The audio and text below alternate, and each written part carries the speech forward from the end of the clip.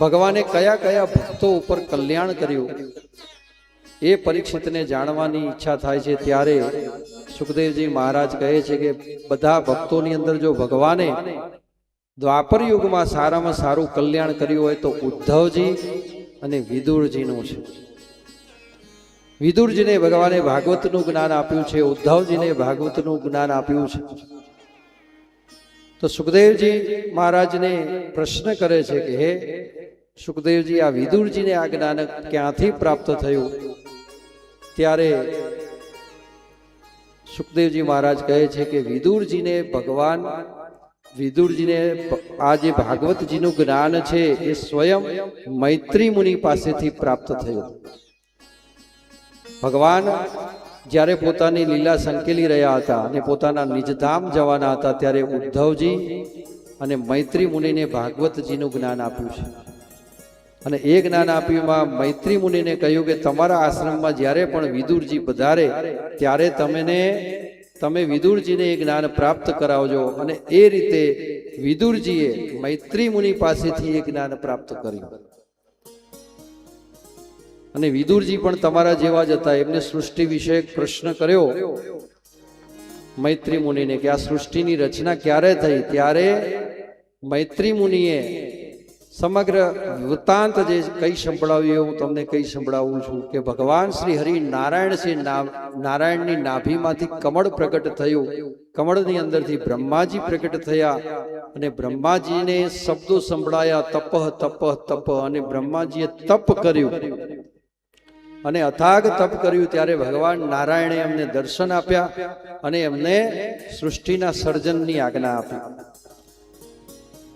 એટલે બ્રહ્માજી અલગ અલગ પ્રકારની સૃષ્ટિ બનાવી। સૌ પ્રથમ સનત કુમારોને ઉત્પન્ન કર્યા, પછી બધા ઋષિ મુનિઓ છે એમને ઉત્પન્ન કર્યા અને એના દ્વારા એમને મૈથુન સૃષ્ટિથી સમગ્ર સૃષ્ટિનું કલ્યાણ થાય એવી આજ્ઞા કરી અને સમગ્ર સૃષ્ટિ રચાઈ ગઈ। પશુ પક્ષી અને અલગ અલગ પ્રકારના જીવાત્માઓ જ્યારે રચાઈ ગયા અને બધું ખૂબ શાંતિથી ચાલવા લાગ્યું, પછી એમને થયું કે આ સૃષ્ટિનું સંચાલન કરવા વાળો એક રાજા પણ જોશે। એટલે સ્વયં બ્રહ્માજીએ પોતાના શરીરમાં પોતાના જમણા અંગમાંથી સ્વયંભૂ મનુ જે છે મનુનું પ્રાગટ્ય કર્યું અને જે કહેવાય ડાબા અંગની અંદરથી શત્રુપાને એમને ઉત્પન્ન કર્યા અને મનુ અને શત્રુપાનું જોડું એમને બનાવ્યું અને મનુ અને શત્રુપાને આજ્ઞા કરી કે તમે પૃથ્વી લોકમાં જાઓ અને પૃથ્વીનું રાજ્ય ભોગવો।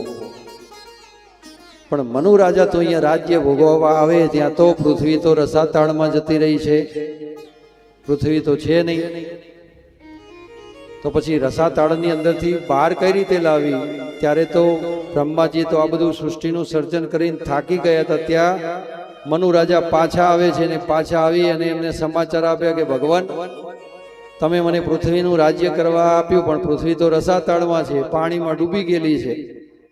ત્યારે બ્રહ્માજીને થયું કે હે ભગવાન આ કઈ રીતે બન્યું?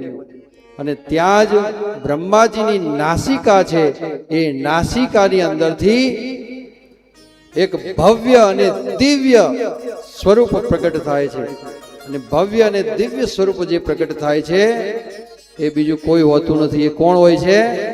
સ્વયં વરાહ અવતાર।